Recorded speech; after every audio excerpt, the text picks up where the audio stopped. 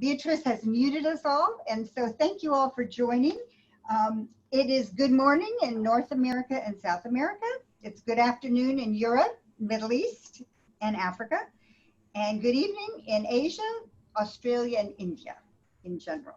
So we have, I think, over 60 countries that will be joining us, and I'm not surprised we have a huge turnout for the two people that will be on this master class. So welcome to the Global Wellness Summit. This is our 10th master class, Wellness Master Class. And Nancy Davis, I'm going to send it over to you in just a second. You will formally introduce Kim Marshall and Darlene Fiske and the title of this. I just wanted to add one personal thing because I have known Kim for a long, long time. I've known Darlene for a long time, but Kim especially, and I don't even know how many decades it is. But I wanted to let everyone know how I knew them.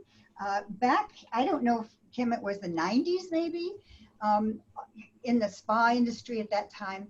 All of a sudden, I am reading everywhere about this place called Grand Wailea in Hawaii. And it came out of nowhere, and it was like, oh my God, this is the biggest thing that has ever happened. It's the best spa, the resort, and you know, Kim, you'll tell us what year that was. But what I do remember is that I thought, who is behind this? I mean, their marketing, their PR, it was amazing. To the point where I still think about that place, and it's all these decades later. I found out it was Kim Marshall. So I knew she, you know, was able to make things happen. And then Darlene, I learned that she was behind another property that I thought had great visibility, and that was the Lake Austin Spa Resort.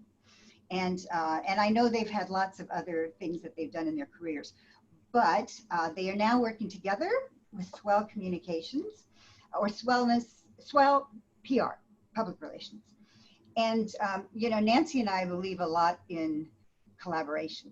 We are, you know, we've been working together for 8 years, and we think that we definitely help each other better at what we do. So to me, the idea of Darlene and Kim working together, that tells me that that's a powerhouse.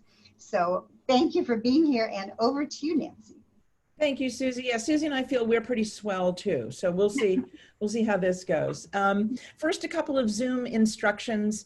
You know, very briefly, everybody's pretty used to Zoom by now, but Beatrice has muted everyone, and because of the size of this group and because we want to hear everything that these two have to say, we're going to stay muted. That eliminates all the background noise. If you want to see as many people as possible on your screen at once, at the top right of your Zoom window, choose the gallery view. That gives you this incredible mosaic of people. But I urge you, when Darlene and Kim are speaking, to choose the speaker view so you can really hear them. It sort of gives you a more of a sense of them really presenting to you. And there are so many people, and more will keep joining. There's a blue arrow in the right center of the Zoom window. And if you, that's a button you can use to scroll and see all of the people that are on the call. Throughout there, everybody's already in the chat window, but the bottom center of the Zoom window, there's a chat function. It opens up a window to your right where you can put anything you like. And what we would really like you to put there are questions for Kim and Darlene.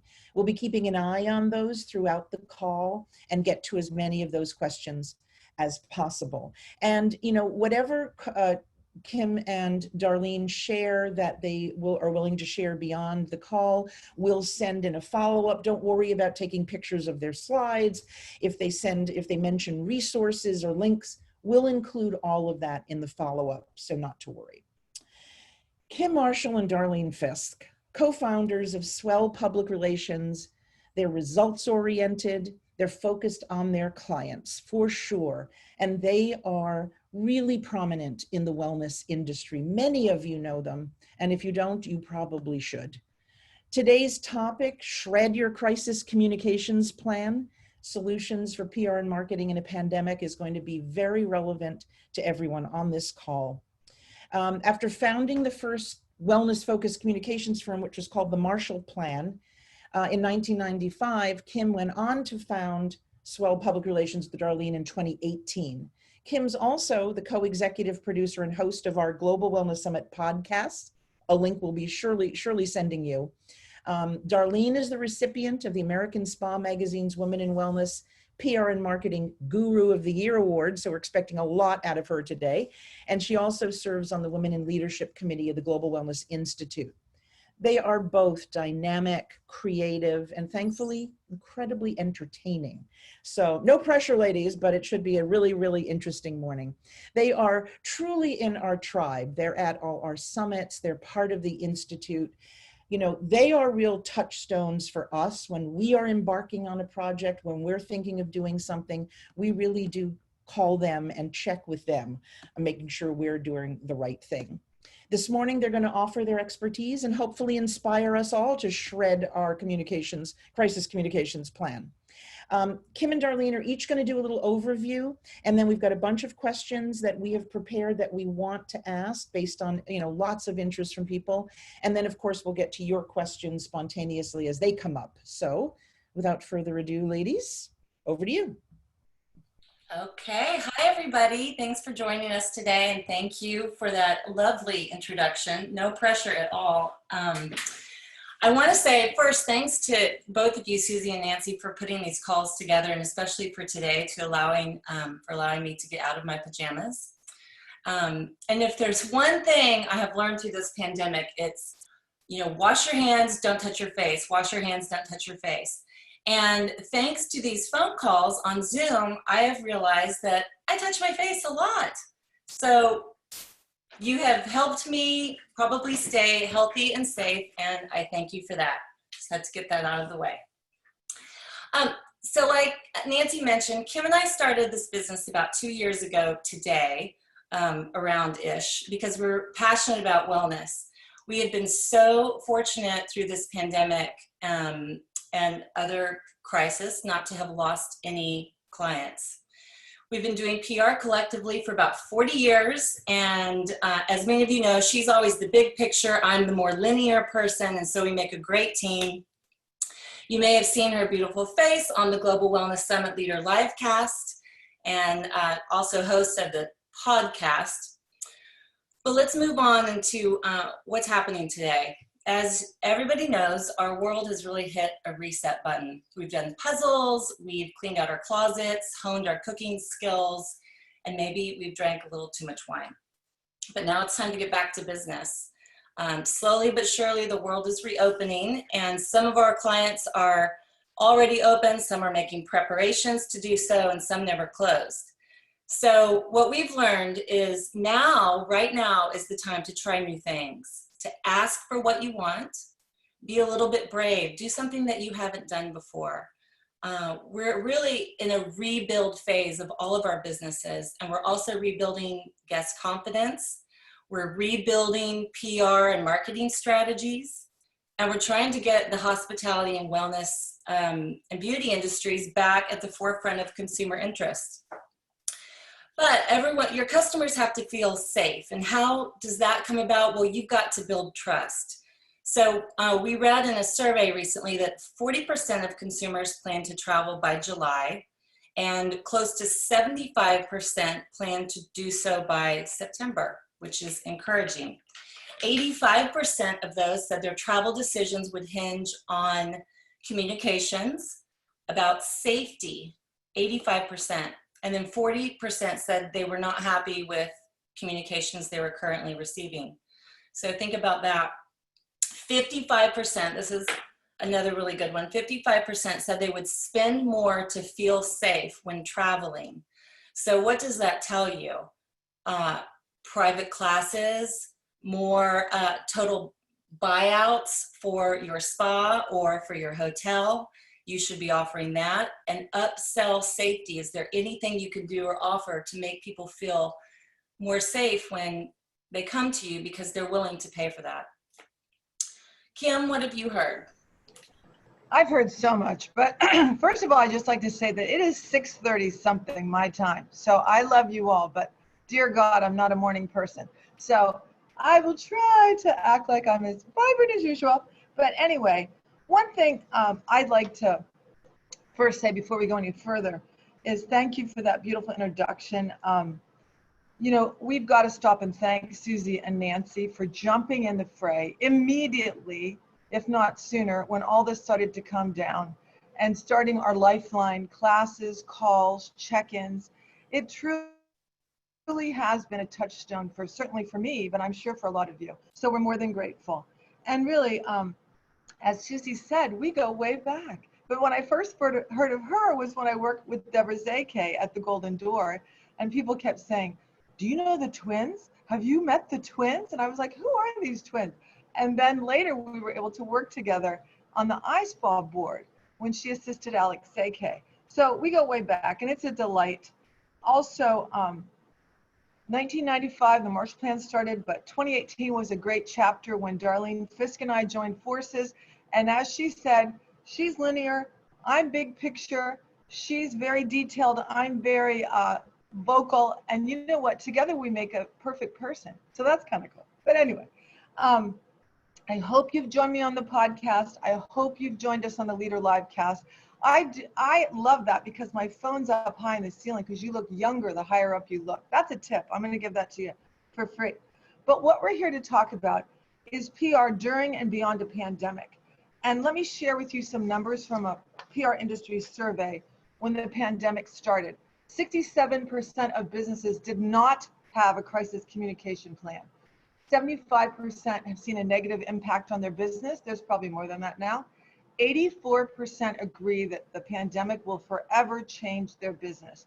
And 61% have offered free goods or services during the pandemic. But you know what? We try to keep up to date. You can't help but notice that right now it's not just the pandemic. We're dealing with PR and with two crises at once. So we're going to talk about that today. Get ready with your pens because here's our topics. Examples of what we've done for clients during this double crisis, how PR has changed during the pandemic, what type of messaging that we've seen to work, how often does that need to change? Is there really a need for crisis communications? What about social media? Keep it going, take a stand, what should you do? And how and when to use your own broadcast platforms. So here we go. First up, I believe, is Darlene, and we really want to talk about your approach to communications through the pandemic. Well, you know, when all of this first happened in March, we had our creative hats went on. We thought of all sorts of ideas we could do at our hotels. We could turn hotel rooms into WeWorkspaces and charge people a daily rate to come and use an office for the day. We also thought of converting some of the hotel rooms into hospital rooms, but none of those ideas took hold, and that's okay. Everyone was just in survival mode then. They didn't know what to do. And slow and steady wins the race has always been one of my favorite mantras. And that's how we approach PR. We observe, we listen, we watch the news, we understand the needs of our guests, and then we come up with a plan and we execute. Only now the rules have changed because no one's written the playbook for PR through a pandemic. There actually are no rules. Our clients closed one by one. There were some really, really bad days of furloughs and layoffs. And during that time, most of our work was centered on review and respond. And we were helping just write closing letters, canceling media visits that had been scheduled, and then figuring out the next steps. And some of our clients wished to remain quiet, just completely, no PR outreach, no social media, just monitoring everything. And then some went full throttle on changing gears to give some great content, like the Springs Resort and Spa in Pagosa Springs, Colorado. It's home to the world's deepest geothermal hot spring, which is pretty cool. And they came to us because they wanted to talk about wellness and how it applies to hot springs, because it's nothing, they've known it's been good for people's health, but they've never really marketed it that way. So we gave them some tips on how to boost immunity, and they turned those into social media posts. The other thing we did is we were just information hoarders. Like, we joined as many of these GWS calls as possible. I logged on to Jean-Guy's wellness conference on YouTube one day and found so much inspiration there. People were talking about how, you know, content came first, and then the airwaves were flooded with content. And so really what was happening next is people were isolated and alone and needing to make connections. So, you know, what do you do with that information? I also had spoken to Maggie Dunphy. You all know her from Destination Resorts and Hyatt. And she talked about these 3 personality types of people coming out of this. And she says she heard it somewhere else. So this could come from somebody on this call, but when you said this, I thought it was brilliant. She said there's 3 types of people. One is the person who's very fear-based. They know someone who had COVID. They won't leave their house, and they're going to be very nervous to take any sort of action or move out of their space. Then there's the middle of the road people who they feel good about getting out and about, but they just want to know that it's safe to do so. They want to hear from you what your safety practices are. And then there's the third group that want to just pretend it was all just a dream. They're the dreamers, and they're ready to go. They're out traveling now. And so when you're face to face with those people, it's really helpful to sort of, you know, decide which category they fit into. But when you're doing PR and communications, you really have to speak to all of these emotional situations. Darlene, I'm going to interrupt for 1 second. I want to ask two things to, I think, help set the framework. One, just maybe quickly let us know the types of clients that you mostly serve that you're talking about, because it seems like it's hospitality and spa. And then if you could just let us know if the data that you're presenting and that you've presented is mostly US centric, or if it's global data. That will just help us as we listen to the other things that you're going to talk about. Sure. Yeah. Currently, most of our clients are in the hospitality space. They're in the travel space. We also have product beauty lines that we represent. We worked with a vitamin company, not through this pandemic. So through the pandemic was mostly travel, but a lot of what you hear, I think, could apply to other industries as well. And yes, most of our experience has been focused in the US. So the data that you, the numbers, Kim, those were US numbers? Okay, great, thank you. Yeah. Okay. So what did we do with all this information? We had, you know, we listened, we learned, we observed, and so now what? So first we advised our clients, you know, we heard connections. Okay, well, if we're a destination spa, small destination spa in Austin, Texas, wouldn't it be great if we could make personal phone calls to our top 100 guests? Just checking in, seeing how they're doing, letting them know we're thinking about them, because a lot of people were alone. So, and also, like, I want to just also say something about PR. PR is just not about media relations and pitching stories and getting press. It's really, you know, we specialize in PR and marketing and consulting and sort of helping big picture. You're going to hear a lot of things in today's talk that aren't necessarily about media placements, but we sort of view it as, you know, we're helping people manage their reputation in all sorts of ways. So anyway, we didn't actually pull off the personal phone call idea. I thought it was so good, but something better came from that. We knew people were online. Social media stats were through the roof. People were stuck at home. They were online digitally on social media. The Dallas Morning News, I think their web traffic was up 300%. So we knew we had to be where the eyes were. And we did 2 things. And this is specifically at Lake Austin's Spa Resort. Excuse me, some water. And I'm going to share my screen really quick and show you guys. We started a moment of calm on every Wednesday, Wellness Wednesday. And can you see that? Can you see the Instagram? Great.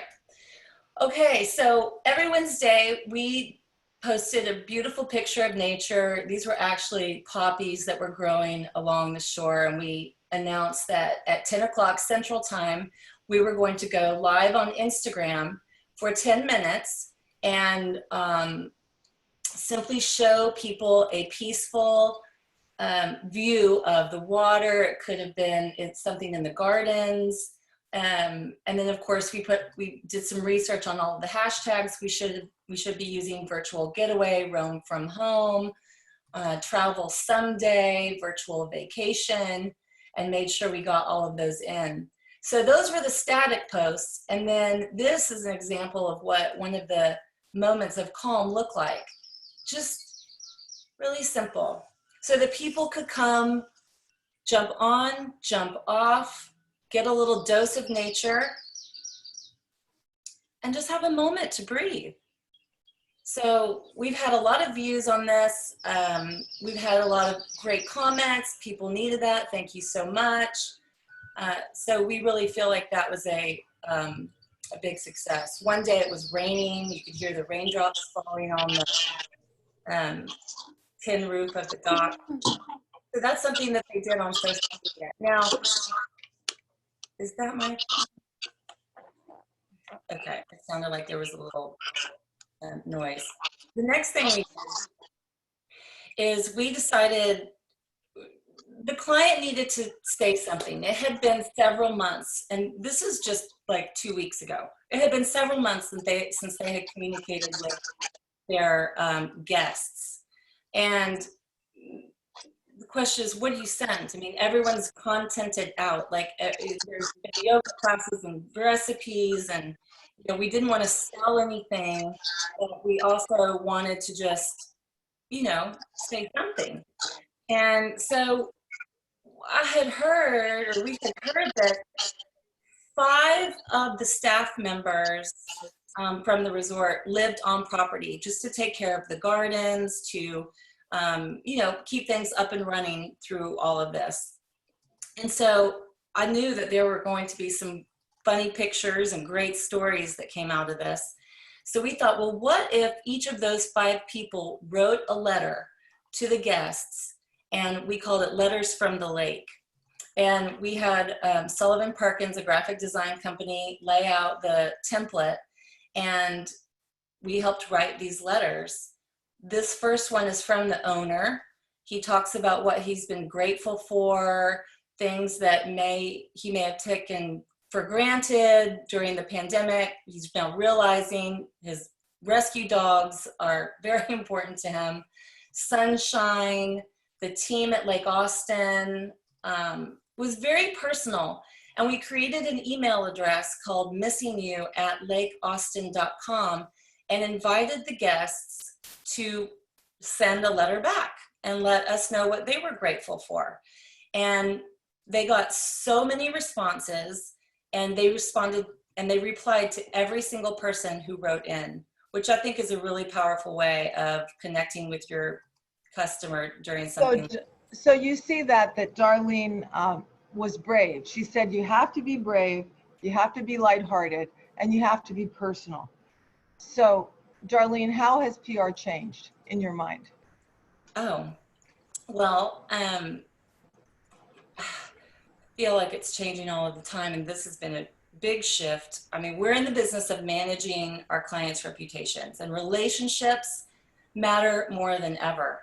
I'm going to stop sharing my screen real quick because you've seen the letters on the lake, and there's more visuals to come. But I mean, it's been really difficult because we knew people were stuck at home. PR firms were cutting back their staffs. We knew it was time to reach out, not pull back. But that even becomes tricky because I believe the last number I heard was 36,000 journalists were furloughed or had lost their job or had their pay cut. So there were fewer of them to talk to, and they had bigger jobs because they were still trying to put out as much content just with no people and no advertising dollars coming in. So we honed in on media relations and made phone calls, phone dates, vintage, communications to the editor-in-chief of Travel and Leisure, the travel editor of Departures. We set up Zoom calls with people, and we've got some stories now coming out because of those calls during the quiet time. Another cool thing we did is we transitioned from, we love to do desk side appointments in our key markets. Normally that's New York, but we've also done them regionally. And Pietro Simone Skincare. He's from Italy. He lives in London right now and is supposed to open in New York at a place called The Parlor. And of course that's been delayed, and that's okay, but we still needed a way to stay in touch with people and get him face to face. He had really transitioned over to Instagram and was doing all of these Instagram live facials with different journalists and influencers, and they would get so many views, and they still do. He's still doing some of them, but we turned desk sides into a Zoom meeting. And so we had Dana Wood, who's a very respected beauty journalist. She, from the Wall Street Journal, she used to be the beauty director at Brides. She moderated a 20-minute Zoom call. And we had about 15 journalists on there, people from the LA Times, Elle Magazine, and we called it Future Skin. So we talked about ingredients. We did a couple of tips. So we're just trying to innovate in a time that we can't get out and see people face to face. You know, can I ask you a question? How receptive did you find your clientele to changing the way they were communicating with their constituents, with the media? Did you have to, was it an easy switch to flip, or did you have to really educate them on the value of this kind of pivot in communications approach? Nancy, I'll take that question. You know, it's a joint effort. If you have a PR team, we encourage you to look at them as part of your in-house team, because nobody's in-house anymore. So you have to do it together. The PR team should be your brand police. They should have helped to identify, craft, and tell your story. And so treat them that way. They also should be involved in your internal messaging, not just external. So the answer to that is you have to look at them as the resource they are and make them part of your team. And that's what we've loved, collaborating with our clients. And if they're paying us, they usually do listen to us. That's what we found. And so at this time, learning a new approach, because they consider you partners, they were listening to what you were doing, because it's like new territory for I mean, have you ever been before through something this dramatic that shifted the way you had to approach communications? Well, no one's been through this before. And especially when you add on the Black Lives Matter protests and the parallel demonstration, looting and destruction in major cities across the US. But we'll start first with the messaging for immediately when the pandemic started. You know, we had one client that was forced to furlough their employees. The GM said to me, you know, Kim, I love our employees. I really almost started crying when he said it. And then he acted out that love by making sure that the lobby was filled with computer stations and guidance for how to apply for benefits. They had a food pantry with leftover kitchen food they weren't going to use, and also they kept stocking it again. So if people were tight on food, they even let employees drive the hotel cars in an emergency if they needed it. And then also, we also have a client that's a wellness resort. It's called Omrit. It's not even open yet. So what did they do? Their message is cutting edge wellness, right? So now this was an opportunity to be creative. Not only would people paying $1,000 a night have access to their experts, but they decided to do, as we all have tried, online classes. We had to talk them into their first Facebook Live, and we were helped to do it by Kim Diorste, if any of you know her. And they were like, well, okay, I see that. They fell in love with them. They saw the reaction. They could count the viewers. So they did them at least twice a week, more after that. So here's some tips for messaging. Move quickly to communicate to guests and staff so they're not confused. You know how a pilot will come on and go, I know you're nervous, we're delayed, here's why. And they keep you updated. That's what you want to do. And remember, authentic is in right now. How many of us have been surprised to see the interior homes of celebrities and TV broadcasters and meet their pets and meet their kids? That's okay. You be authentic too. And if you can't get a videographer to come out there, use your iPhone. It's real, it's true. Remember that.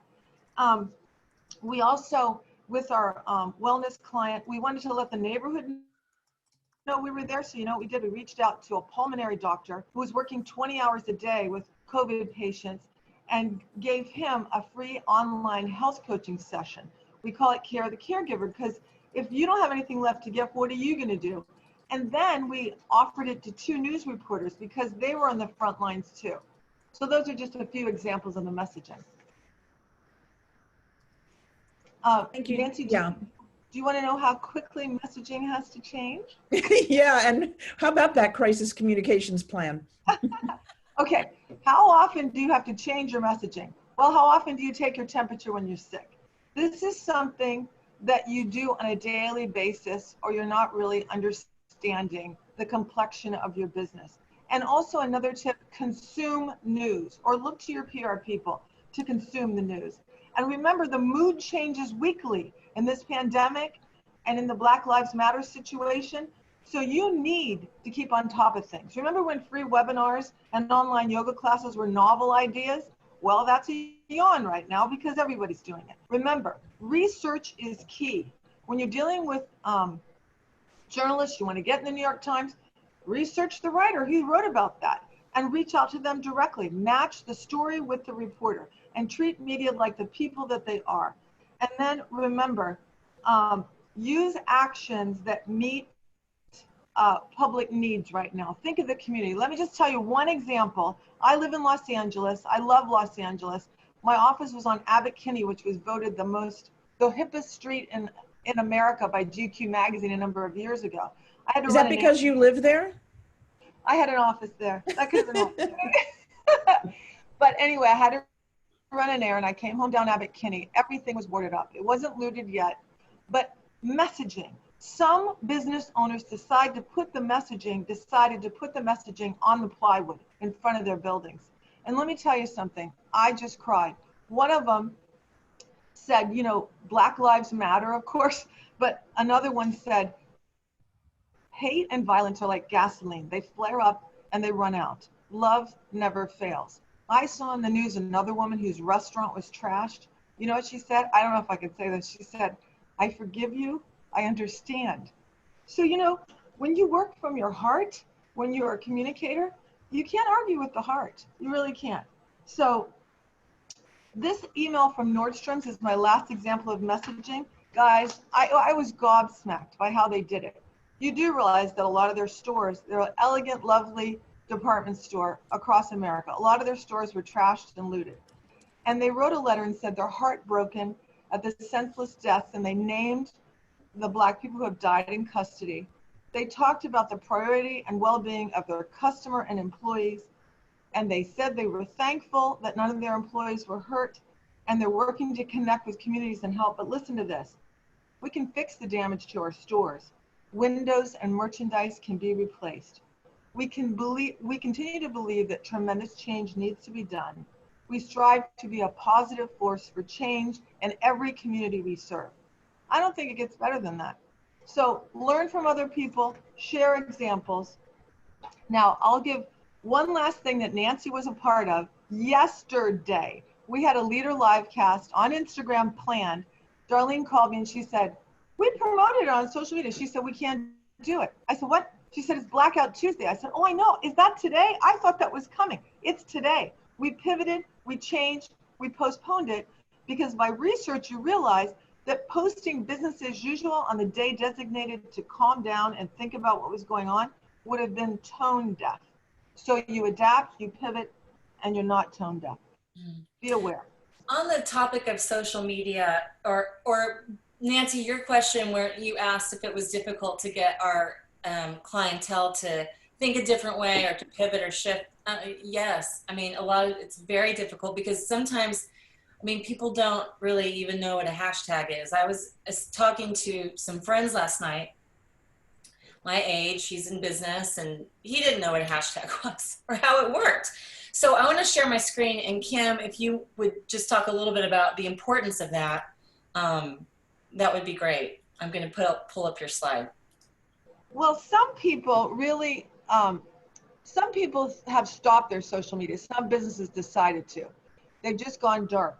But really, we don't believe in that. We believe that you should first participate in social listening. So you want to hear what's going on. You want to react in real time, carefully, thought out.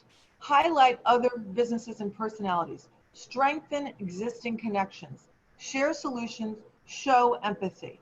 And also that boost post. Did you know that for about $20, you can potentially reach 18,000 more Facebook users? So you have time to try and test things out. Test out new Facebook ads. There's apps like Mojo, Story Art, Unfold, and video on Facebook. Did you know it has an 86% higher reach than YouTube? So also there's a neat thing. Maybe give your clients a gift, your customers. If you have a hotel with a gorgeous view, a resort, or a rooftop bar, send them a picture that can be used as a backdrop in Zoom meetings. Wouldn't that be fun? It's better than the Golden Gate Bridge that we all have. And also hashtags. Hashtags, you have to know, it's just a keyword or phrase started with a hashtag. You probably all know this, but it's used to research a topic, and you see people posting about a topic you care about. So, Darlene, tell us about the popularity of hashtag Wellness Wednesday. Well, Kim, we were talking about it yesterday, and she was like, well, how many people have actually posted Wellness Wednesday? Over 1 million people have used the hashtag Wellness Wednesday, which is pretty darn cool. Now, on Instagram, you can follow certain hashtags. Like, for instance, I follow Wellness Wednesday. I also follow Blue Mind. You can follow movements. You can follow any hashtag and see what people are posting under that, you know, pound sign, whatever the word. It's a way to categorize and filter information on social media. And so we thought it would be fun too, if you, all of you, have a favorite hashtag that you use for wellness, if you would put that into the chat box, that could be a fun way to share. You know, maybe we'll hear some that other people don't know about. So just type those hashtags into the chat box and we'll see what you guys come up with. How do you know what's trending? What hashtags are trending in the wellness world, for instance? Well, I believe you can look that up on Instagram. I would have to go and see. I think there are reports you can do. There's another thing called like Trend Tracker or Google Tracker, and you can see what people are searching for on the internet as it relates to wellness, things like that. There's some wonderful hashtags being put in the chat. And by the way, we capture the chat. And when Beatrice sends the follow-up email, we'll grab those hashtags and put them in so that people can start following these wonderful Spa Strong, Be a Force, really good stuff. Great. So Nancy, remember what happened on the mental wellness call? Yes. Someone said, why don't people want good news? Why isn't there any good news? Yeah. So you know what? It's been frustrating in some of our efforts to reach out because media are decimated. They're also inundated, the ones that are left. So you know what we said? How about taking advantage of your own broadcast networks? Now, Darlene, if you'd show the podcast slide, Susie, Nancy, Darlene, and I started this way before the pandemic by launching the Global Wellness Summit podcast in Singapore. We went to them with the idea, and it was fun because we already had a sponsor. So the sponsor for these 21 episodes recorded at the summit in Singapore had the distinct advantage of having their brand story woven in the storytelling of an intimate conversation between speakers, leaders, whatever, that spoke at the summit. So it became a seamless way to hear what they were doing in wellness as well. But we were so touched because, you know, to talk one-on-one with these theologian environmentalists, you know, the gut bio man, the jet lag app creator, it was a thrill. So if you haven't listened yet, just Google it. It's on all the platforms. And well, we'll be sending that link for sure as well. And I do have to give a shout out to Kim because those were incredible podcasts and people love them and listen to them all the time. Is it something that you recommend? I mean, there seems to be a tremendous amount of that now. You know, people they have a lot more time. They're taking walks, they're doing things, they're listening to things because they're not able to necessarily attend things in person. Are you finding clients doing more podcasts as part of their communications? Oh my God, there are so many podcasts now. It's like, I don't know. Every day you check it, it's 100,000 more. So Could you stop sharing your screen, Darlene? Thanks. Yes. here's the thing to have to remember is that you have to have good content. I mean, it's not fair to put a can to your, to sound like you're in a garage in somebody's tube. Don't do it. The first thing we did was find a very accomplished podcast production crew that they do 50 other podcasts, and most of them are about wellness. They've been our, sounding board, our guide, and the quality is so important. But remember, not all podcasts are doing well during the shutdown, but guess which one is? The Global Wellness Summit podcast has grown in downloads by 650%. There, take that. That's so exciting. And it's because so many people want to know about wellness. So anyway, our hearts are touched. Now, how about more good news? What about celebrities? Have you guys seen John Krasinski? He's the guy from The Office and what is the guy? Jack Ryan movies. He's married to Emily Blunt. Well, he decided, if Darlene can show, to start this thing out of his living room called SGN, a network, Some Good News. And it doesn't matter what's on the news. He just sits there in his board shorts and shows, he gets his famous friends to share. Okay, did you see the girl that she was about 13 or 12? She had tickets to Hamilton. They couldn't go, of course. So he got Lin-Manuel Miranda and the entire cast of the musical to sing her theme song, and she's bawling. And then he had top entertainers sing and perform for virtual graduation parties for people. Let me tell you, the world needs this. But now back to Swell and how we've been pivoting with, in concert with Global Wellness Summit. No, first, let's talk about the first thing we did, because like I said, this has been one of the most creative periods in my professional life. Darlene, will you show the virtually well? What we did was we thought it's an explosion of Zoom meetings. They're mind-numbing, they're one-dimensional.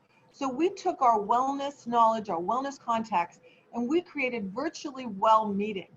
So we did a webinar first, but we included, instead of just staring at a one-dimensional screen, sensory breaks, sensory interruptions, where mindfulness, meditation, live music, Flower.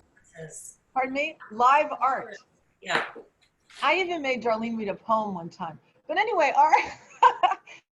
our first client, we did a free webinar, and then our first client was this mega company called Conference Direct that usually runs meetings for big companies around the world. Guess what? They did their first big virtual meeting called the Virtual Partner Meeting, 550 attendees, and we were invited to do the wellness breaks. We were nervous. It was good job, babes. Huh? That was somebody, I'm not sure who said that, but could you stop sharing for 1 sec? Yeah. Thank you. Yeah, just share for a second and then go back to the people if you can. A very good question has come up, and it's very tied to what you're talking about now and what you mentioned before. And that's that influencers who have kind of owned the social media airwaves, if you will, for a long time. How important is that going forward, given that founders and owners and, like exposure to the authentic people behind brands are now very front and center? Everybody's doing their own meetings and their own conversations and their own whatever, and their own communications. So does that take away, does that replace influencers going forward? What's your thought about that? I'm going to let Darlene directly address that, but I'll just say that I've heard some backlash about influencers. The more authentic we get, I heard a New York Times podcast about a restaurant owner saying, you know what, we don't need those people with their, brunch selfies and all of it. We want real community. We want to serve. Right. So I have heard backlash. I hope there's a shift away from placing so much importance on influencers. Darlene, what do you think? I completely agree with you. And through the pause, they really haven't had much to say because they've not been able to go and travel and do. And I mean, everyone's trying to be a voice, but I think back to Kim's, point about make your own, we're all becoming our own broadcasters now. I mean, we're getting really good at getting online and being virtual and, talking about ourselves, and we don't. And you know, one of my very first, as soon as one of our clients announced that they were open, I got an email request from an influencer, and they wanted to bring their family of 6 for 4 nights to a hotel in exchange for social media posts and not even a blog post. And I think she had 50,000 followers. I mean, the stuff is just maddening, and I'm sure everybody gets requests like this. And of course, we vet those, and you know, the ones that we're going to work with in the future are going to be very specific. We're going to be saying no a lot because it's sort of fluff, and it doesn't mean that much anymore. Well, can you guys turn, I'm going to just ask you to shift for a minute to what's happening now in the kind of reopening that we're all seeing, and wondering how does that shift the communications? How are you helping your clients prepare for that? And also we need to get to the why are we shredding our crisis communications plan? Right. Well, you want me to talk about that first? I'll let you do the communications. Yeah, either one. Yeah, I'll talk about the communication. So, you know, first of all, I want to ask a question. Just raise your hand. You don't have to do it on the chat, but how many of you have a crisis communications plan? Raise your hand. Okay. Well, I didn't see any hands raised. I'm only on one screen. Did anyone else? There are only a few. A few. Okay. Well, then you don't have anything to shred. So, I mean, you know, here's the situation. Like, you have to prepare. If you don't prepare, you're preparing to fail. I think Ben Franklin said that or something. You can't anticipate the scenarios that most people have in their crisis communications plan. I mean, floods and murders and fires and death, you know, your business, and there's a million things. Who would have ever predicted a global pandemic? I mean, a complete shutdown of the modern world. So, you know, we think that you need to be prepared, but what's the most important thing is to act quickly, provide accurate information, and do the right thing. And in this case, it was, you know, flexing the cancellation policies, offering refunds to people if they had to cancel. We sort of have come up with our own nutrition pyramid, so to speak, of communications. And I'm going to just pull it up quickly, and then I'll come back to you and you can see. But we think the communications within your company is the most important thing you need to prepare for the next pandemic. And it really starts at the bottom with your customers. These are your brand ambassadors. They're the people who are going to be telling your new customers all about your company. And you need to determine in a crisis what, if any, communications is appropriate. Sometimes you don't want to say anything. Sometimes you do want to say things. The next level up is your employees. So, of course, they need to know what's going on, but they also need to be aware that all phone calls for media go straight up to the managers. And then the managers can determine who needs to answer any of those questions and direct all of those to the PR team. And then the executive committee, those are the decision makers. Okay, so you know, should we send out an email about our new safety protocols? What does that look like? How many, should it be 5 pages? Should it be 1? Like, the marketing department has a say in that, and the ownership, and most of our clients does too. We work with a lot of independently owned people, and then of course independently owned companies. And then the spokesperson at the top is who would be your face to the media. So to add to that, Nancy, it comes back to that team effort. And this is a daily thing. We are involved in writing newsletters, for helping craft newsletter messages. We tell them, don't let something go out without us eyeballing it. We may not have any changes, but you're paying us anyway. So let's do this as a team. So check in daily and assess the situation. I see a question, Nancy, about have we ever had to work pro bono or whatever? Yes. And I was going to ask that question, but not so you'd have a flood of people asking for those services. Yeah, we're a business. We need to survive, right? But we understand. So when people come, we try to work with them to discount our prices a little bit if needed. But it is a crucial thing, like electricity or whatever, to communicate. right? What business doesn't communicate? So what we've done is, and people ask, what are you doing to help? We volunteered to help a small business workshop, you might say, a 2-day live thing with Big on Tour, helping businesses survive the pandemic. So we volunteered on that. We're proud of that. Because what can we do? Do we want to sit back as business people saying, what did you do? Tell our grandchildren, our great-grandchildren, what did you do during the shutdown? Well, I curled up in a ball and I rocked back and forth being nervous. No, you want to be part of the solution. So that's why today we've even made a menu of discounted services we're happy to share with people. And we want to let you know that a percentage of those fees up through November will go to a charity we love called Eat Real, that works with the supply chain to get healthy food to kids who eat most of their meals at school. So all of us have to think like this. And we just I want to go to, hang on, I want to go to Yes. Susie with a question, and then I want to come back with a question for you. Susie? Yes, for Kim and Darlene, people are opening now or in various stages. Can you maybe talk about what are some mistakes to avoid? I can't hear you. What? My question is, what mistakes should people avoid in opening in their communications? Kim, do you have anything off the top of your? I think one thing was opening too early. Like, you know, we've had clients who have opened really in the beginning, and there was a lot of confusion about what they could or couldn't do. And so that sort of made their opening not really an opening, and maybe it's an opening, and it was very, very confusing. So, you know, again, also we had a client who was following state guidelines to the T, and they opened, but the county officials were confused. And after they opened and had hotel guests there, they came, and the authorities of the county came and tried to remove guests, or were going to, right? Can you imagine that in your parking lot? So they diffused it, they handled it well, but they came to us and they were sort of like challenged, and they were going to be a little bit aggressive in return on Twitter and Facebook and what. And we were like, whoa, Nellie, you don't have to take that stance. We can help you. Let's take a breath. And you know, when you do take a breath, that's a big tip.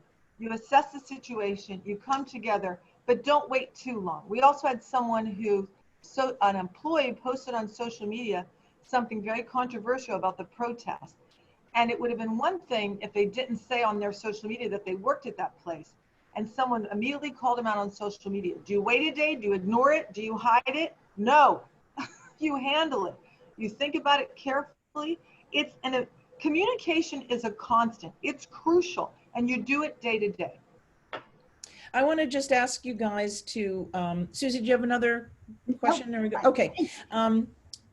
I want you to sort of take a step back, you know, maybe take a look at it from 30,000 feet, the sort of landscape of communications right now and public relations in a world, you know, that's upside down. Writing itself maybe, but a ways to go. How do you think communications and public relations has changed forever? I mean, what are the lessons learned that are really going to be ongoing, very different in terms of how people approach, how they communicate the benefits and attributes of their business? I'll take the first one. I really think that authenticity is here to stay. I met your granddaughter last night, Nancy. I love seeing Michael Gelman's bookcase in his study, and Jimmy Fallon and his home. You know, that has been such a respite for me to just go, oh, we're all just in this together. I know it sounds cliche, but it's because it works. It touches our hearts. So that authenticity, I think, and I hope, is here to stay. Darlene, what do you think? I mean, I think before we got into the pandemic, we were becoming a more visual society, consumer. We gravitate towards Instagram, which is just pictures, and you tell a story through photography. It's, you know, that's always been very important in PR. And I think now, because of this and moving out of it, that telling your story visually, but in a more live format like video. I mean, I think you couldn't if you want to look for the future and like what you should be focused on is how to get on video in front of people, whether that's IGTV, whether it's YouTube, whether it's starting your own Instagram Live TV show every Friday at 3 o'clock. People want connections. We don't know how long this is going to go on, and we don't know when the next one's coming again. And also, by the way, look what we did for the environment for the time that we've been shut down. I mean, why not continue this? And so if the way that we've been communicating now is through video and virtual, I'd say that's sort of where the future lies. I also love, I see a comment, Nancy, that says avoid speculating. It's okay to not have the answer. Take a minute, research. I cannot support that more. And also do these live sessions. Are there too many? Yeah, there's a lot. We're inundated. But I will tell you, be a beacon of light like GWS has been. In our Leader Livecast, we ask, what has given you hope? What brings you joy? And we cry together. And that's okay. Because if we're all in this together, then we need to help each other. That's absolutely, we couldn't agree with you more. And, you know, we see from hosting all of these that the engagement is really incredible. You know, so how does all of this translate once we are able to be together again? How do we take all of this that we've learned and all of this engagement and connection and everything and not lose what has been so authentic and important about this and bring it back into the in-person world? Kim, I'll let you answer that. Well, the minute I can do it, I'm going to hug people, that's for sure. But I just really think that we've heard everyone say it. Susie said, wellness will come to the fore. There will be a wellness revolution. And we have to keep being those touchstones for people. We have the privilege of having this message to share in a time when the world needs to heal and where people have to keep healthy. And like Victor Koo said, remember in the podcast, January, he was like, we have to be more plant forward because we could get pandemics started. That's before COVID came here. So we have these great minds. Let's use these resources and be a beacon and spread the word. That's what we're trying to do. Well, thank you guys so much. I think I'm going to ask Beatrice, there's less than a minute left. We could not get to every question there, but you'll get them in the chat and maybe you guys can answer some of them personally. That would be great. If Beatrice unmutes, we'd like to give you a global round of applause. Thank you so much for all of your incredibly good, practical, important information. It's so helpful. Thank you. Thanks for having Thank me. you. Thank you. Thank you, everyone. Back to bed. Thank you so much. Thanks, Kim. Thanks, Darlene.